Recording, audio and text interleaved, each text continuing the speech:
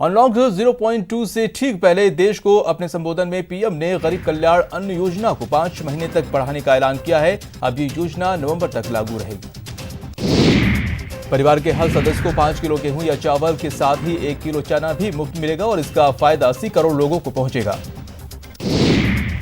80 करोड़ लोगों को मुफ्त अनाज देने वाली गरीब कल्याण योजना जुलाई, अगस्त, सितंबर, अक्टूबर और नवंबर में भी लागू रहेगी। इस पर कुल 1.5 लाख करोड़ रुपए का खर्च आएगा।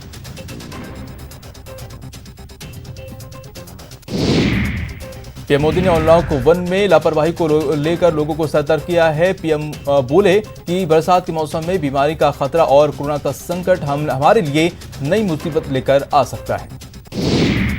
पीएम ने कोरोना से जंग में हर भारतीय की भागीदारी का जिक्र किया है। उन्होंने कहा कि अगर कोई नियमों का उल्लंघन करता है तो उसे टोकना और नियमों का पालन करने के कहना भी हमारी जिम्मेदारी है।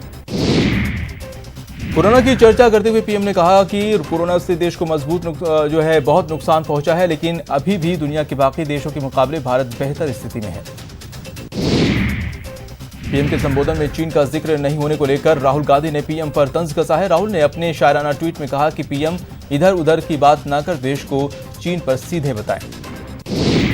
इससे पहले राहुल गांधी ने पीएम से न्याय योजना लागू करने का सुझाव दिया था। राहुल ने कहा कि कोरोना से जूझ रहे हर गरीब के खाते में पीएम सीधे 7500 रुपए की मदद पहुंचाए।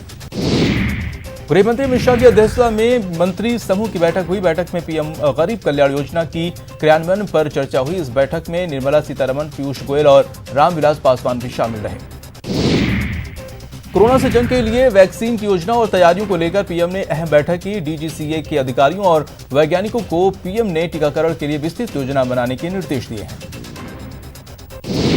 वहीं एलएसी की गलवान घाटी में चीनी सैनिकों के बीच झड़प के बाद कमांडर लेवल के तीसरे दौर की बैठक खत्म हो गई है। ये बैठक भारतीय इलाके के चुशूल में हो रही थी। टिकटॉक के साथ ही 59 चीनी ऐप को भारत में बैन करने को लेकर चीन ने कड़ा प्रतिक्रिया दी है और चीन का कहना है कि ये नियमों के खिलाफ है, जबकि भारत ने इन ऐप कंपनी को 48 घंटे में जवाब देने को कहा है।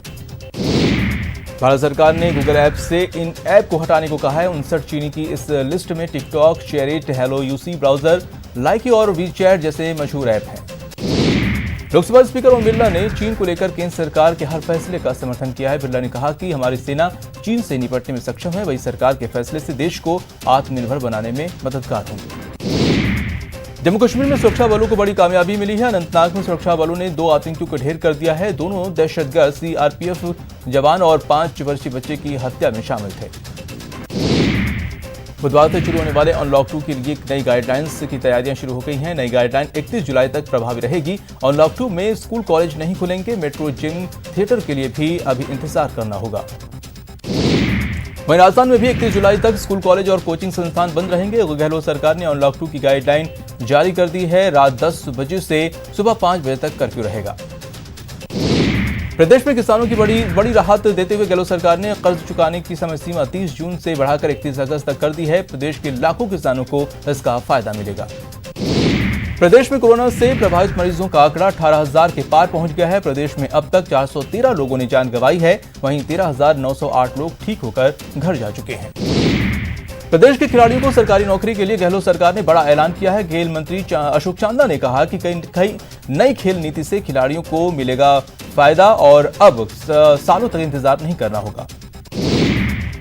राजस्थान में पहली बार टिड्डियों पर हमले के लिए एयर स्ट्राइक का सहारा लिया गया। हेलीकॉप्टर के जरिए बाड़मेर इलाके में टिड्डियों पर कीटनाशक का छिड़काव हुआ। केंद्रीय कृषि मंत्री नरेंद्र सिंह तोमर ने नोएडा से हेलीकॉप्टर को हरी झंडी दिखाई। जोधपुर में ट्रिपल मर्डर से सनसनी फैल गई है। इनमें से एक शख्स की हालत गंभीर है। वहीं पुलिस आरोपियों की तलाश में जुटी है। भीलवाड़ा में अब शादियों में जहां प्रशासन ने सख्ती बरती है, तो वहीं अब इन शादियों में पुलिस पहरेदारी करने लगी है। 13 जून को भदादा मोहल्ले के घीसू लाल राठी के पुत्र रिजूर की शादी में कोरोना फैल गया था। राजधानी जयपुर के गोविंद देव जी मंदिर प्रशासन ने एक बड़ा फैसला लेते हुए 15 अगस्त तक मंदिर को बंद रखने का फैसला लिया है।